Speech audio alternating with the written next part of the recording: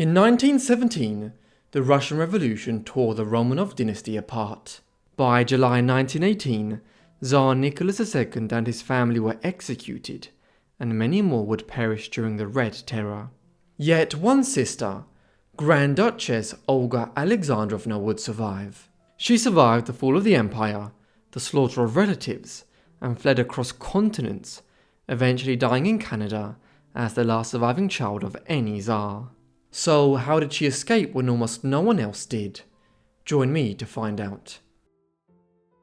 The Grand Duchess Olga Alexandrovna Romanov was born on the 13th of June 1882 in the Peterhof Palace in St. Petersburg, Russia. Her father was Tsar Alexander III of Russia, who had ascended as the head of the Russian Empire the previous year after the assassination of his father, Alexander II.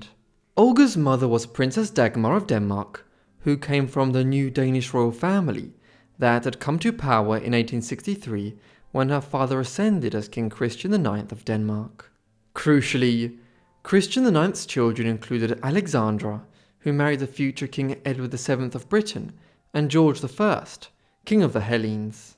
As such, Olga was related to royal families all over Europe, something that would have an impact on her later life. She was the youngest of her parents' 6 children. The eldest was Nicholas, the future Tsar. A second son, Alexander, had died in infancy, while another brother, George, would die in his late 20s. The closest in age to Olga were Michael and Xenia. The country Olga grew up in was very different to how it was when she died 78 years later. When Olga was born in 1882, serfdom, the medieval custom which tied agricultural workers to the estate of their lord, had only been brought to an end 21 years earlier.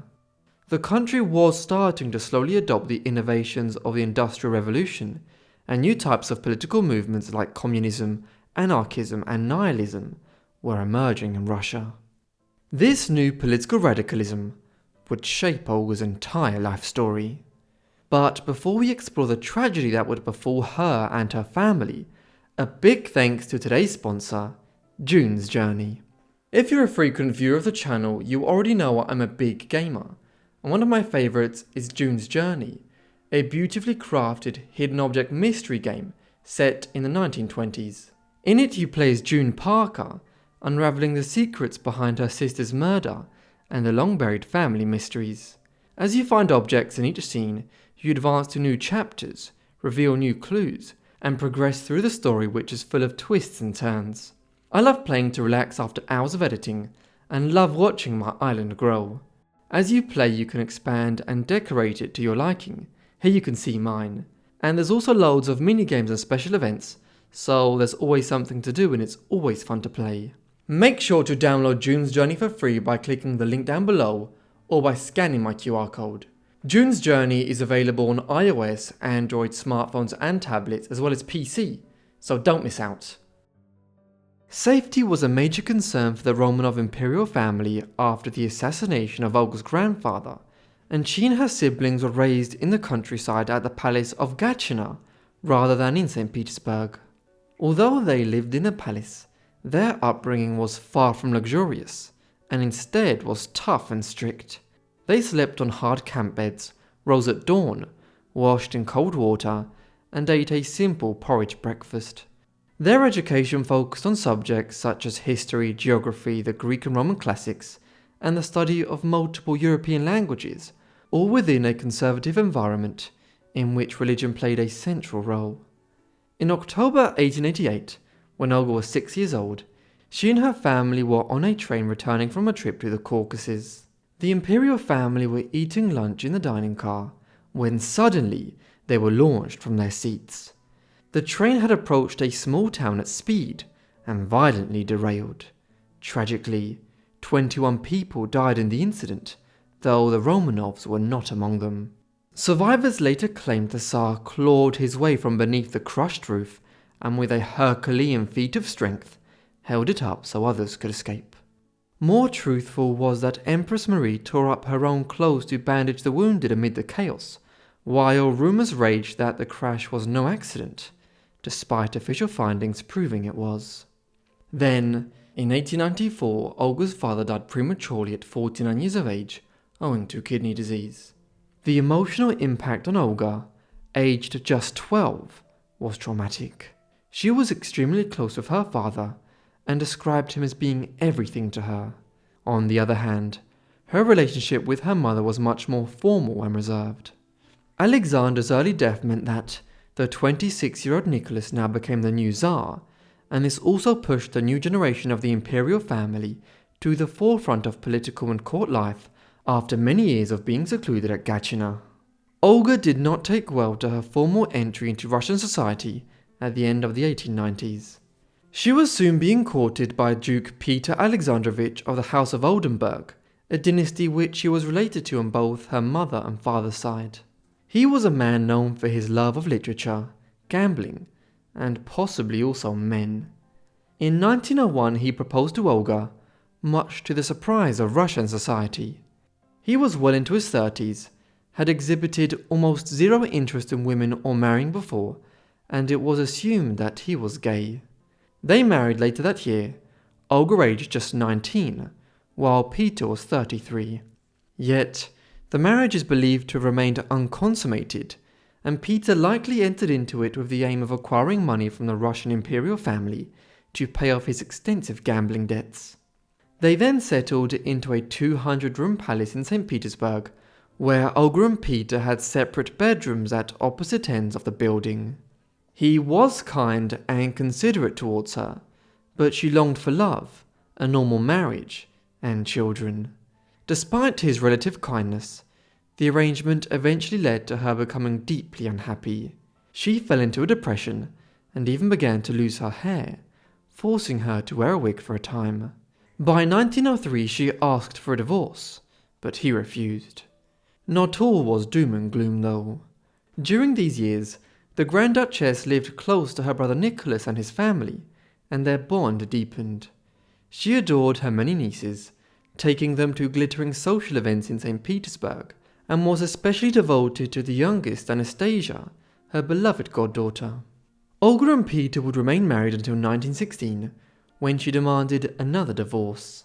Years earlier, she had begun an affair with Nikolai Kulikovsky, a Russian military officer who came from a landed family. For several years, Olga's brother, Tsar Nicholas, had refused to accept her marrying a man from such a lower social station. So, Olga went ahead and divorced Peter anyway, marrying Nikolai within weeks of Nicholas finally agreeing to annul his sister's first marriage in 1916 on the grounds of non-consummation. Olga and Nikolai then had two sons in quick succession, Tikhon and Guri, born in 1917 and 1919. Yet, these sons were born in the midst of a profound crisis in Russia. The First World War broke out in the summer of 1914, largely because of Russia's rivalry with the Austro-Hungarian Empire to establish spheres of influence in the Balkans.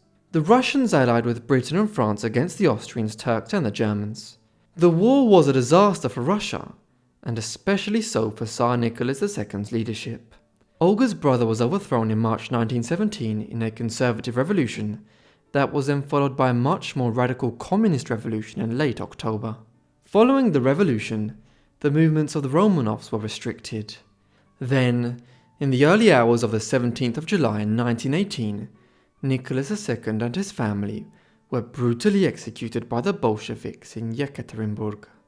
In the bloody months that followed, other members of the Romanov dynasty and Russia's aristocracy were hunted down, killed, or driven into exile as the old empire collapsed.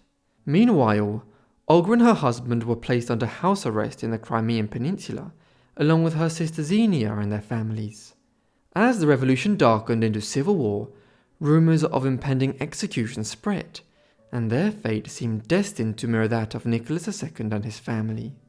Yet they survived, saved by a sudden shift in power as Crimea fell under White Army control, and ultimately by foreign intervention that carried them away just ahead of the Bolshevik advance. In November 1919, the family embarked on what would be their final journey through a collapsing Russia. With revolutionary troops closing in, they fled at the last moment and found shelter in the residence of the Danish consul, Thomas Schutter. From there, they were swept into the uncertainty of exile, moving through Constantinople and the volatile Black Sea region for months on end. After years of displacement and narrow escapes, Olga, her husband, and their young sons finally reached safety, settling first in Belgrade and later continuing north to Denmark.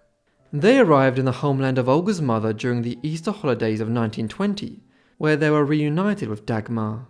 She'd been evacuated from Russia earlier and had come to Denmark via London with aid of her British relatives.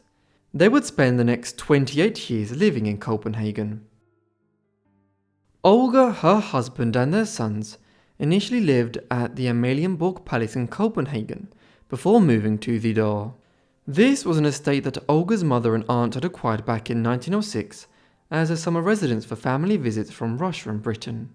After Olga's mother died here in 1928, the estate had to be sold and the profits were split up between Olga and other surviving family members.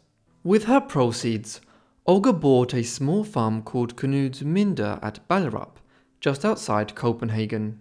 There, the sister of a former Tsar and daughter of a Russian emperor lived a life few could have imagined, raising her family in the late 1920s and 1930s through hard physical work. She laboured in the fields, looked after the house, and painted to support them, embracing a life of simplicity far removed from imperial splendour. She also hosted many members of the Russian exile community who had fled to countries like Denmark, France and Britain as the Russian Civil War wound down in communist victory in the early 1920s. The family also maintained ties to European royalty, even as the political importance of former members of the Russian royal family declined across the continent and hopes faded that the Soviet Union could be overthrown. For instance, Olga and her husband and sons holidayed in Sweden, often visiting the future King Gustav VI and his family, whose younger children were a similar age to Olga and Nikolai's sons. In the 1920s, Olga got caught up in the first stages of the legend surrounding her deceased nieces. Nicholas and his wife had been killed along with all of their children by the revolutionaries in the summer of 1918 at the height of the Russian Civil War.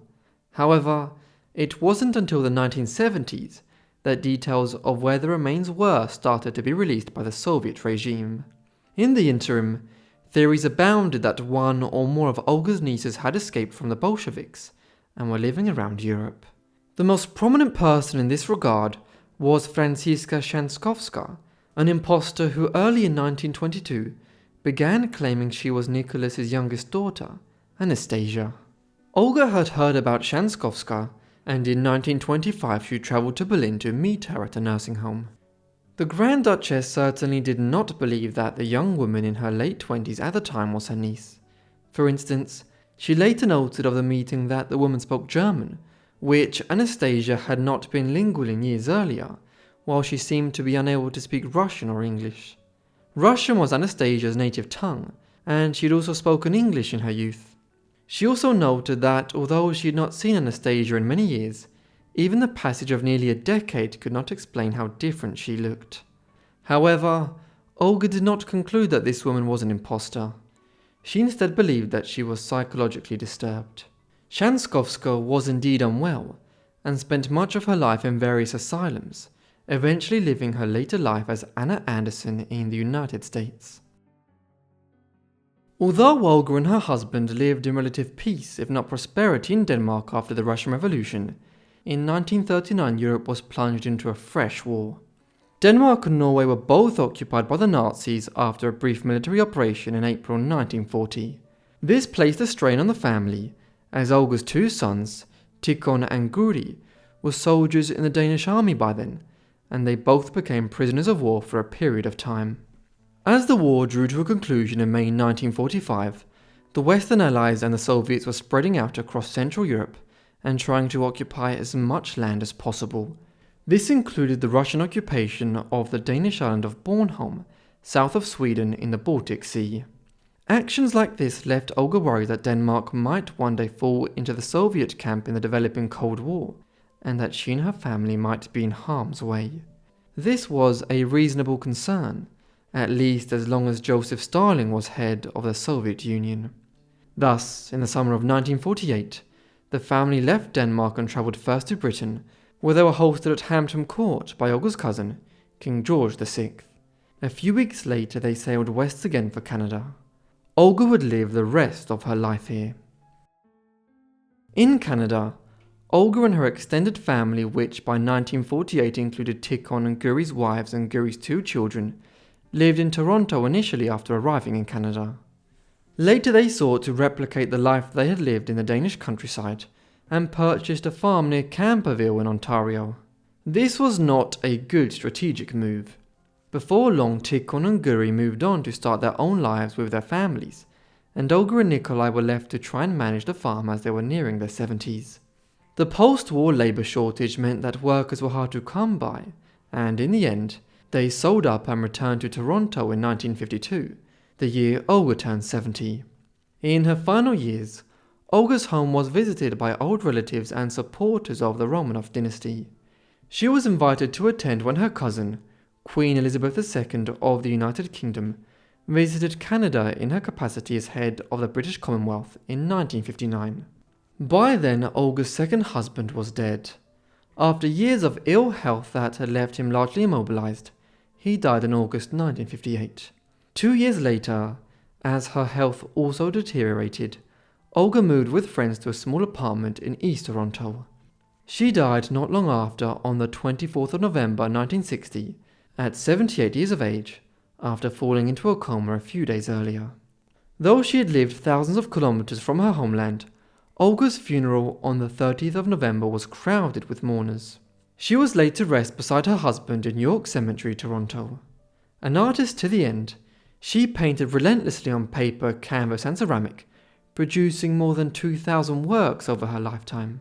Through this and a notably frugal lifestyle, the former Grand Duchess left an estate of over 200,000 Canadian dollars, equivalent to roughly $2 million today. Her sister Xenia had died in England 7 months earlier, meaning that with her passing in November, the last child of any Russian Tsar had died. So, at the end of her life and afterwards, Olga was widely labelled as the last Grand Duchess of Imperial Russia.